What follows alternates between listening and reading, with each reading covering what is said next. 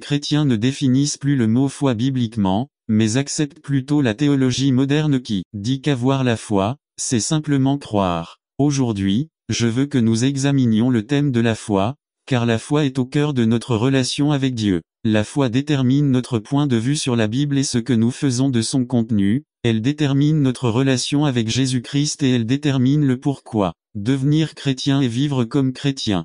Que signifie avoir la foi? N'attendez pas qu'il soit trop tard. Devenez membre de la chaîne Today et bénéficiez de réconfort et de soutien dans les moments difficiles. Cliquez sur le lien dans la description de la vidéo mardi 9 avril 2024 page 1. Beaucoup de gens supposent qu'avoir la foi signifie croire et que croire signifie avoir la foi. La foi et la croyance sont sans aucun doute liées, elles vont de pair l'une avec l'autre. Celui qui ne croit pas n'a pas la foi, il faut croire pour avoir la foi. Cependant, le simple fait que nous croyons en quelque chose ne signifie pas que nous avons une véritable foi en ce que nous avons cru. Du moins, il n'en va pas ainsi au sens biblique du terme de foi. À la foi, c'est plus que croire. Pour mieux expliquer ce concept, je vais partager avec vous les illustrations suivantes. Si un homme qui meurt de faim va au restaurant en croyant que la nourriture va lui sauver la vie, ce n'est pas suffisant, cet homme doit manger pour pouvoir vivre. La foi, c'est bien plus que simplement croire. Croire que mes clés de voiture démarreront mon véhicule est nécessaire et important. Cependant, ce n'est qu'une croyance, la vraie foi se réalise lorsque je prends cette clé, la mets dans le démarreur et démarre mon véhicule. La foi va de pair avec l'action. Hébreux 11:6 dit 6. En réalité, sans la foi, il est impossible de plaire à Dieu, car quiconque s'approche de Dieu doit croire qu'il existe et qu'il récompense ceux qui le cherchent. LSG, c'est l'un des meilleurs versets de la Bible pour expliquer la foi en termes pratiques. Parce que, si vous voulez plaire à Dieu, il est essentiel que vous croyiez qu'il existe. Montez au lieu de la tienne. Rends-nous amoureux de ta vérité. Fais de nous des amoureux de la paix. Elle produit en nous une seule passion, la passion d'aimer. Puisse cela aboutir à l'harmonie dans ma maison, dans mon église, dans ma communauté et surtout dans mon âme. Par la grâce et l'amour de Jésus, Amen. N'attendez pas qu'il soit trop tard. Devenez membre de la chaîne Today et bénéficiez de réconfort et de soutien dans les moments difficiles. Cliquez sur le lien dans la description de la vidéo mardi 9 avril 2024. Page 4. Leadership à la manière de Jésus résumé. Introduction. Les chrétiens ont Jésus-Christ non seulement comme notre sauveur, mais aussi comme notre modèle dans tous les domaines de la vie. En tant que dirigeants chrétiens, nous devons prendre l'exemple de Jésus et connaître les secrets de son leadership pour les incorporer dans par Dr Minor Varga. Un leadership à la manière de Jésus, le modèle parfait de Jésus de leadership irréprochable. Dr Minor Varga 1 Pierre 2 21 à 24 21. Pour cela vous avez été appelés, parce que le Christ a aussi souffert pour nous, nous laissant un exemple modèle parfait. Upogrammo, grec, méthode d'enseignement pour que vous suiviez ses traces. 22. Il n'a commis aucun péché et aucune tromperie n'a été trouvée dans sa bouche. 23. Quand il le maudissait, il ne répondait pas par une malédiction. Lorsqu'il souffrait, il ne menaçait pas, mais il confiait la cause à celui qui juge justement. 24. Il a lui-même porté nos péchés en son corps sur le bois. Ici préambule sur la perspective personnelle de cette Église, ville ou nation. Préambule selon le guide de l'Esprit. Introduction. Les chrétiens ont Jésus-Christ non seulement comme notre Sauveur et Seigneur, mais comme notre exemple ou modèle dans tous les domaines de la vie. En ce sens, en tant que dirigeants chrétiens, nous devons prendre l'exemple de notre Seigneur et connaître les secrets de son leadership pour les incorporer dans le ministère. Le privilège ou la responsabilité ecclésiastique que nous avons. Il faut alors connaître, d'une part, la personne de Jésus et, d'autre part, les principes qu'il a mis en mouvement. La puissance combinée de ces deux influences nous amènera à jouir d'une vie chrétienne victorieuse et d'un leadership chrétien victorieux. 1. Jésus a passé du temps à planifier. Jean 2, 4. Jésus lui dit, « Qu'as-tu avec moi, femme? Mon heure n'est pas encore venue. » Luc 14, 28 à 31. 28. Parce que lequel d'entre vous, voulant construire une tour, église, ministère, projet d'évangélisation, etc. ne s'assoit pas d'abord et calcule les dépenses,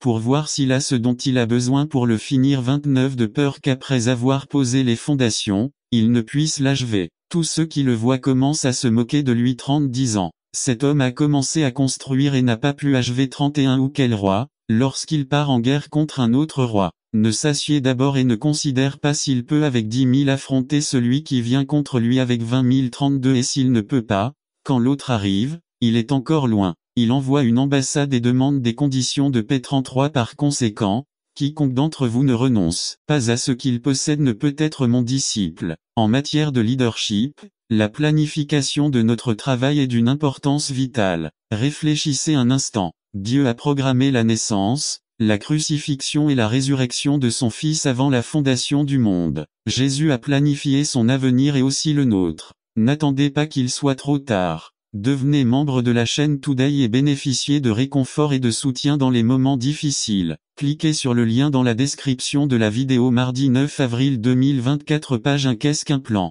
Un plan est une liste écrite d'actions ordonnées et datées pour atteindre l'objectif souhaité. Habacuc 2, Nive. Habacuc reçut l'ordre. Écrivez la vision et faites-la ressortir clairement sur les tablettes, afin qu'elle puisse être lue immédiatement. Habacuc 2 LSG. Écrivez ce message, la vision, enregistrez-le lisiblement sur des tablettes, afin que celui qui l'annonce puisse le lire facilement. La planification est le point de départ de chaque rêve ou objectif triomphe, de chaque ministère ministériel succès. Apocalypse 19:9. Cela me semble fascinant que Dieu programme un repas, le souper des noces de l'agneau. 6000 ans à l'avance. Ou est-ce que cela est la même que tenez-vous dans les chemins et demandez l'ancien chemin, quelle que soit la direction que vous prendrez. Noé a planifié la construction de l'arche. Il n'aurait pas réussi s'il n'avait pas pris le temps de planifier. Pour planifier la construction du temple des Israélites d'Égypte, il a pris le temps nécessaire pour planifier le tabernacle. Paul a planifié ses voyages missionnaires et l'établissement d'églises dans les villes qu'il a visitées.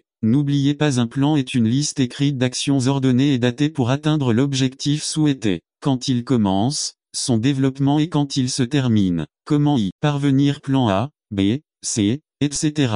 Il faut donc planifier et se rappeler, personne ne prévoit d'échouer, mais beaucoup échouent parce qu'ils ne planifient pas. En tant que leader, la première chose que vous devez faire lorsque vous démarrez un nouveau projet ou vos activités ministérielles est précisément de planifier à la fois à un niveau général et à un niveau spécifique. Autrement dit, vous devez élaborer votre plan de travail de Jésus connaît la puissance de l'habitude. Luc 4:16. Jésus arriva à Nazareth, où il avait grandi, et le jour du sabbat, il entra dans la synagogue, selon sa coutume. Les grands hommes ont simplement de bonnes habitudes. Un milliardaire a déclaré: j'arrive à mon bureau à 7 heures tous les jours, c'est une habitude. Recientement un novelista best-seller, que a vendido m accent aigu s de 1 million de libros dijo. Me levanto a la misma hora toda la mañana, comienzo a escribir a la 08, 0 am y de jo de hacerlo a la 16, 0 heure. Je le fais tous les jours. C'est une habitude. N'attendez pas qu'il soit trop tard. Devenez membre de la chaîne Today et bénéficiez de réconfort et de soutien dans les moments difficiles. Cliquez sur le lien 2024. Page 1. À la soumission aux autres honore Dieu. 1 Pierre 2,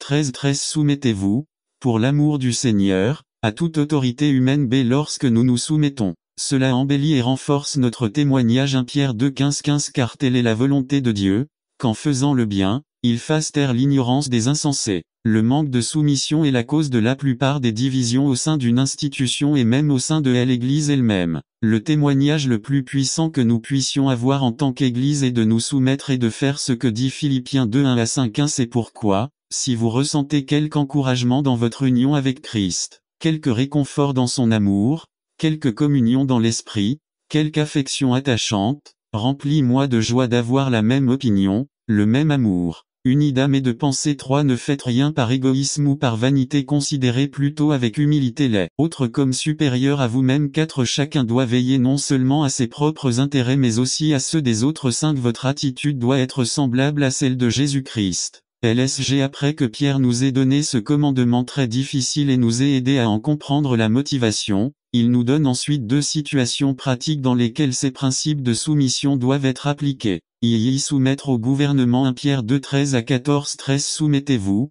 pour l'amour du Seigneur, à toute autorité humaine, soit au roi, comme autorité suprême. 14. Soit au gouverneur qui l'envoie pour punir ceux qui font le mal et reconnaître ceux qui font le bien. 2 objectifs du gouvernement. 1 Punir le mal. 2 Reconnaissez le bien. Certaines choses que nous devons apprendre en tant que chrétiens qui vivent dans un monde-pays plein de politique. Le gouvernement a une influence limitée. Une illusion politique des chrétiens d'aujourd'hui est qu'il existe une solution politique à chaque problème de la vie. Mais ce n'est pas comme ça. Si nous voulons vraiment changer des vies pour le Christ, cela ne se fera pas par une activité politique, mais seulement par la proclamation du royaume de Dieu. 2 Corinthiens 10, 3 à 4 3/4. Bien que nous vivions dans le monde, nous ne combattons pas comme le monde. 4 Les armes avec lesquelles nous combattons ne sont pas du monde, mais elles ont le pouvoir divin de démolir les forteresses. Nive Le royaume de Dieu n'arrivera pas sur Air Force One. Chuck Colson B. Vous vous tenez à l'ombre de la croix. La rébellion contre le gouvernement donnera à certains une mauvaise perception de la foi chrétienne. Nous n'avons aucune trace de Jésus attaquant le gouvernement de son époque et c'était un gouvernement corrompu. N'attendez pas qu'il soit trop tard. Devenez membre de la chaîne Today et bénéficiez de réconfort et de soutien dans les moments difficiles. Cliquez sur le lien dans la description de la vidéo. Mardi 9 avril 2024 page 2. Faites attention à ce que votre influence politique n'éloigne pas les gens du seul qui peut les sauver. S'éviter les attitudes extrêmes envers le gouvernement. Les chrétiens adoptent parfois de mauvaises approches en matière de gouvernement. Nous nous tournons complètement contre la politique. Nous cédons à tout ce que dit la politique. Une exception à la soumission se trouve dans Actes 4 et 5. Nous devons obéir à Dieu plutôt qu'aux hommes. Yves présenté sur le lieu de travail 1 Pierre 2 18 à 19 18 Serviteurs, soumettez-vous avec tout respect à vos maîtres, non seulement les bons et les intelligents, mais aussi les insupportables 19 car il est louable que,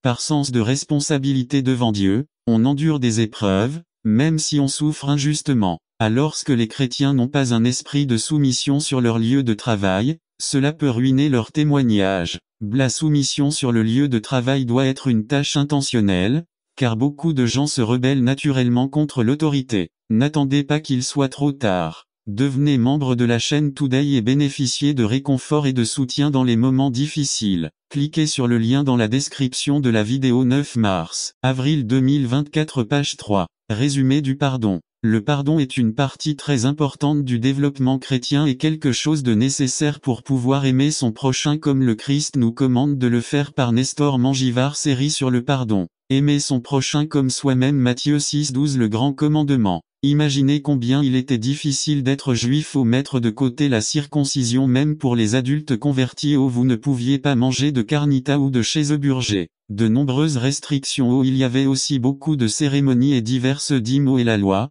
il fallait la mémoriser. Certains aiment mémoriser, d'autres sont paresseux.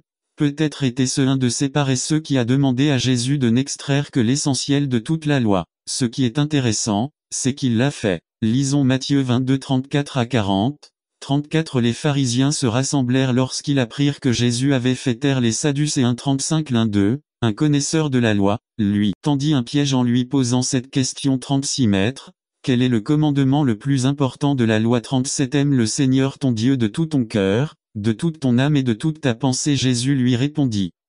38 C'est le premier et le plus important des commandements. 39 La seconde est ainsi aime ton prochain comme toi-même. 40 De ces deux commandements dépendent toute la loi et les prophètes, mais comment aimes-tu ton prochain, et pourquoi comme lui-même? C'est ce que nous étudierons dans une série de sermons au cours des prochaines semaines. Ce matin, nous examinerons une partie très importante de la capacité à aimer le pardon. Dans la prière modèle, Jésus met une phrase souvent répétée mais peu désirée. Regardons Matthieu 6,12, 12 Pardonnez-nous nos dettes, comme nous avons remis à nos débiteurs. Combien veulent que Dieu leur pardonne de la même manière que vous pardonnez aux autres? Ce n'est pas facile ni agréable de devoir pardonner mais il est essentiel de pouvoir aimer son prochain. Regardons ce que Jésus dit un peu plus loin dans Matthieu 6 14 à 15 immédiatement après avoir terminé la prière. 14 Parce que si s'ils pardonnent aux autres leurs offenses, votre Père Céleste vous pardonnera aussi. 15 Mais si vous ne pardonnez pas aux autres leurs offenses,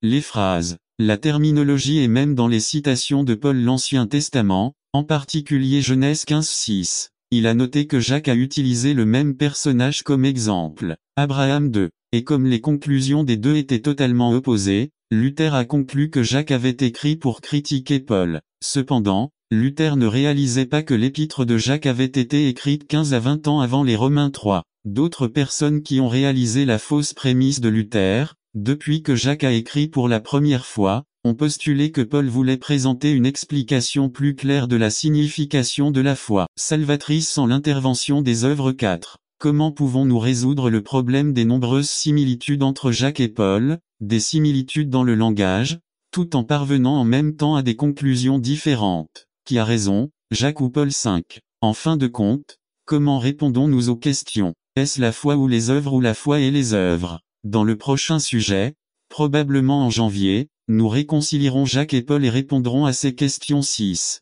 En attendant, continuons à étudier nos Bibles. Gardons vivante notre vie de dévotion et n'attendons pas qu'il soit trop tard. Devenez membre de la chaîne Today et bénéficiez de réconfort et de soutien dans les moments difficiles. Cliquez sur le lien dans la description de la vidéo mardi 9 avril 2024 page 4 Notre foi active et jusqu'au prochain sujet. La foi et les œuvres, quel est le problème de? N'attendez pas qu'il soit trop tard. Devenez membre de la chaîne Today et bénéficiez de réconfort et de soutien dans les moments difficiles. Cliquez sur le lien dans la description de la vidéo. Mardi 9 avril 2024 page 5 Le 11e commandement résumé. Le 11e commandement Discussion de Jacques sur le commandement le plus négligé de Jésus Aime ton prochain comme toi-même. Par Carlos Camarena Le 11e commandement Texte. Jacques 2 8 à 13 Lecture biblique. Lévitique 19 15 à 18 par Carlos C. Camarena Introduction à Dans un monde où les ismes favoritisme, népotisme,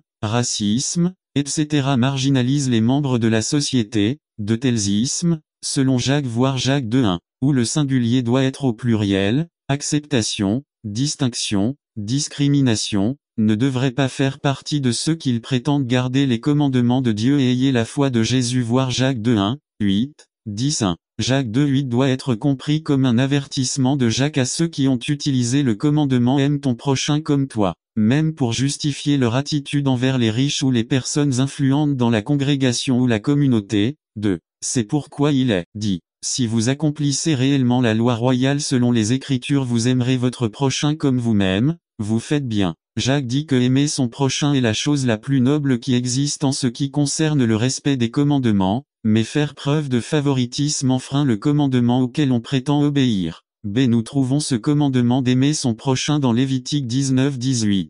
Tu ne te vengeras pas et tu ne garderas pas rancune contre les enfants de ton peuple. Au contraire, vous aimerez votre prochain comme vous-même. Moi, Jéhovah 1. Mais en considérant le contexte de Lév 19-18, nous découvrons que Moïse commande d'aimer son prochain dans des situations précisément dans lesquelles le favoritisme et la discrimination ont dressé leur tête monstrueuse de. Dans Lév 19-15, 3 versets plus tôt, Dieu commande à Israël, vous ne commettrez pas d'injustice en jugement, vous ne favoriserez pas les pauvres et vous ne traiterez pas les puissants avec déférence, tu jugeras ton prochain, avec justice 3, selon ce que Dieu dit dans le Lévitique, être partial, favoriser un groupe par rapport à un autre, qu'il soit riche contre les pauvres, ou pauvre contre les riches, n'est pas aimer son prochain et nous enfreignons le 11e commandement 4. Nous l'appelons le 11e commandement parce que Jésus a dit, je vous donne un commandement nouveau aimez-vous les uns les autres Jean 13-34. Mais en réalité, il s'agit d'un commandement si ancien qu'il constitue une partie essentielle du deuxième tableau de la loi 5.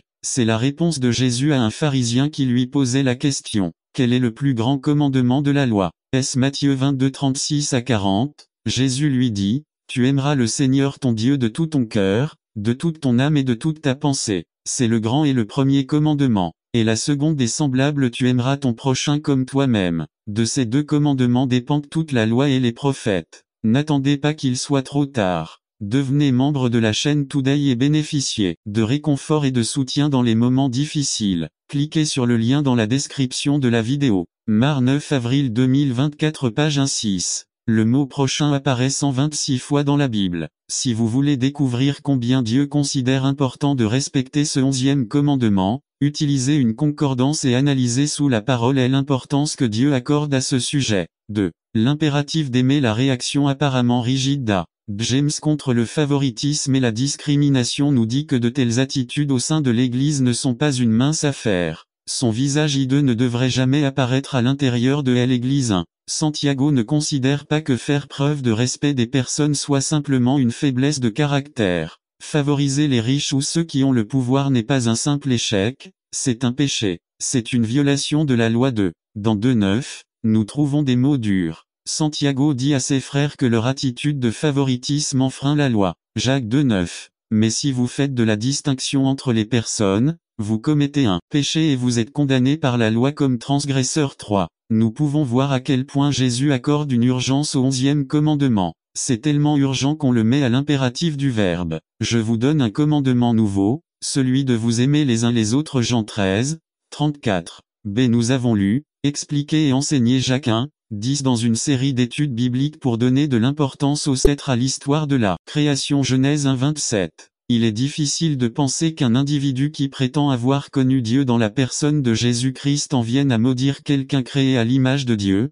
L'imago Dei 2. Jacques demande, 3, 11 à 12. Est-ce qu'un source versez-vous de l'eau douce et amère par la même ouverture? 12. Mes frères, un figuier peut-il produire des olives, ou une vigne des figues? La source d'eau salée ne peut pas non plus produire d'eau douce. 3. Si Jacques avait déclaré qu'aucun homme n'est capable de contrôler sa langue, comme cela apparaît dans 3:8, il n'aurait pas posé ces questions. 4. Le fait que la réponse à ces questions exige un nom implique qu'une langue qui a véritablement été plantée dans la fontaine d'eau vive, Jésus-Christ, est incapable de la duplicité de louer Dieu d'une part et de l'autre d'un autre côté. Maudit cet homme. N'attendez pas qu'il soit trop tard. Devenez membre de la chaîne Today et bénéficiez de réconfort et de soutien dans les moments difficiles. Cliquez sur le lien dans la description de la vidéo. Mardi 9 avril 2024, page 3. C'est en préparation de la célébration de la scène du Seigneur samedi prochain. Il est temps de nous demander si nous avons utilisé notre langue pour maudire quelqu'un créé à l'image de Dieu. 1.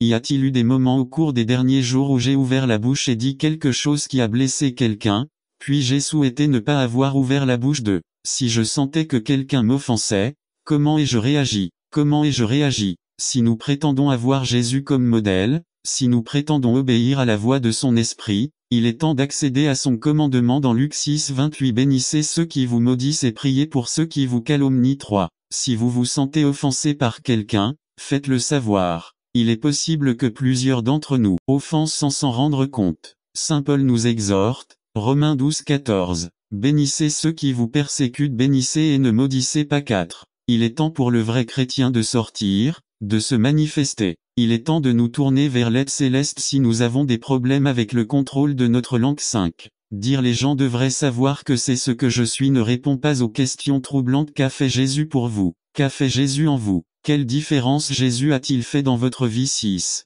Cérémonie d'allumage de la pétition. Les luttes, les problèmes, les tentations, les dispositions, les pensées, les problèmes, etc. sont tout brûlés par l'Esprit de Dieu. N'attendez pas qu'il soit trop tard. Devenez membre de la chaîne Today et bénéficiez de réconfort et de soutien dans les moments difficiles. Cliquez sur le lien dans la description de la vidéo. Mardi 9 avril 2024, page 4. Grandir grâce à l'évangélisation résumée. Les vérités fondamentales et l'importance de l'évangélisation par Nestor Mangivard. Grandir en nombre grâce à l'évangélisation. 1 Corinthiens 3, 5 à 17. Il y a des choses fondamentales que tout chrétien doit comprendre. 1. Nous sommes nés pour jouer la Bible enseigne clairement que pour faire partie du royaume de Dieu, nous devons naître de nouveau. Jean 3, 1 à 7.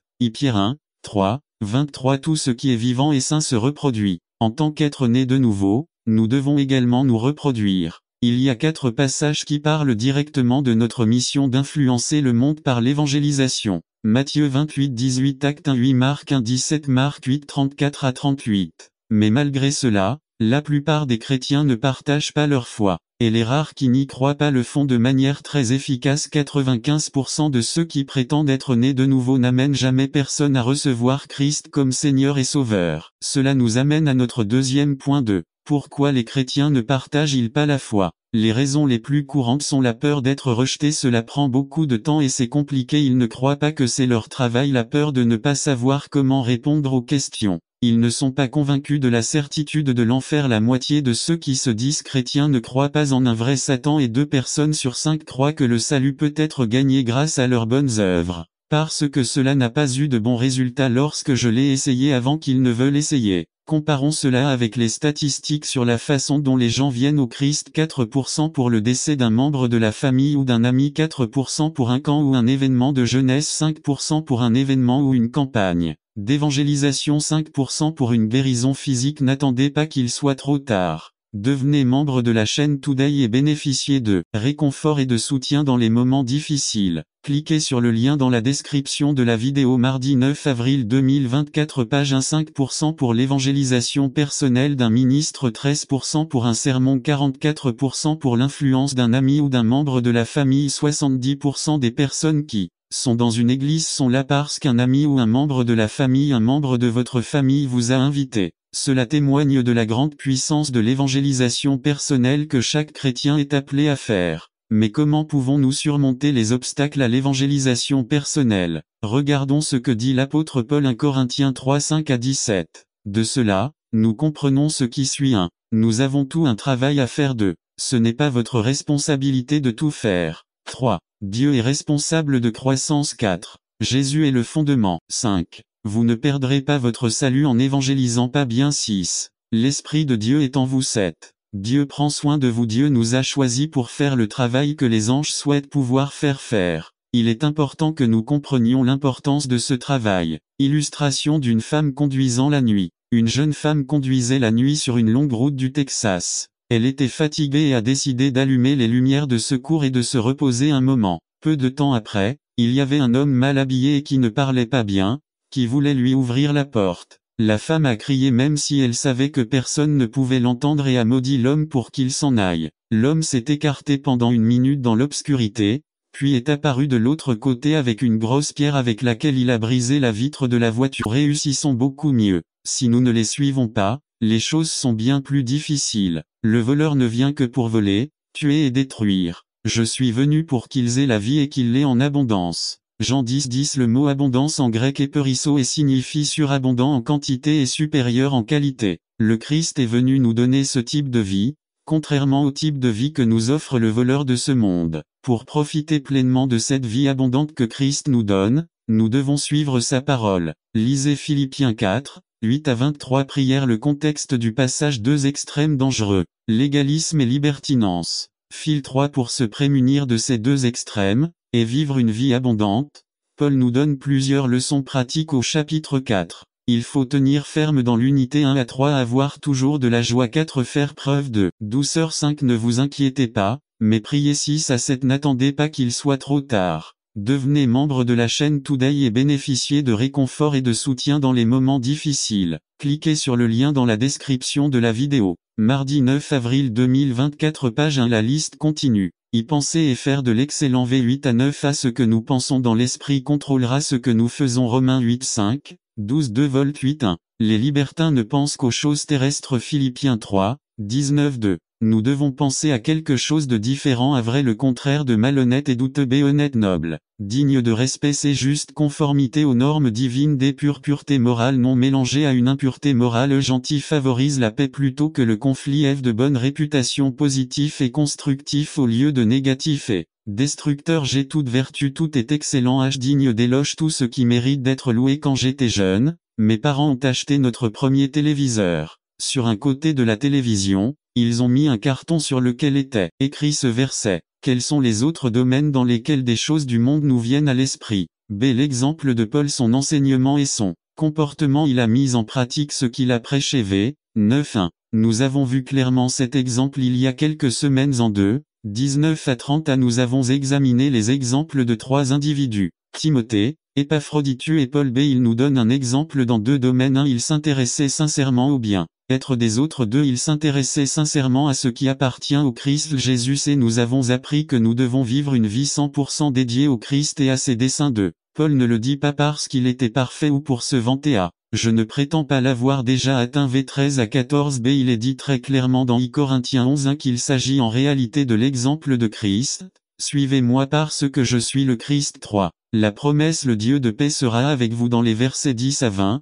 Paul remercie les frères philippiens pour leur offrande, mais il y a aussi 2 leçons très importantes dans ces versets. N'attendez pas qu'il soit trop tard. Devenez membre de la chaîne Today et bénéficiez de réconfort et de soutien dans les moments difficiles. Cliquez sur le lien dans la description de la vidéo. Mardi 9 avril 2024, page 2-2. Apprendre le contentement. V. 10-13. Paul a appris à être content, quelle que soit la situation. B. La clé. Je peux tout par Christ qui me fortifie. 1. Les circonstances peuvent changer, mais Christ ne change jamais. Jésus-Christ est le même hier, aujourd'hui et éternellement. Hébreux 13, 8-2. Un exemple. Disons qu'il y a un petit bateau ancré dans un lac. L'ancre va au fond du lac, où elle est enfoncée et, grâce à son poids, stabilise le bateau. Maintenant, il se peut que le lac soit très calme, comme un miroir. Mais tout à coup, les choses peuvent changer, et une tempête frappe et provoque de grosses vagues et beaucoup de turbulences. Le fait que les circonstances en surface aient changé ne change rien au fait que l'encre est toujours aussi solide dans les profondeurs. 3. Un passage. Luc 8, 22 à 25. 4. Une philosophie. À l'époque de Paul, il existait une philosophie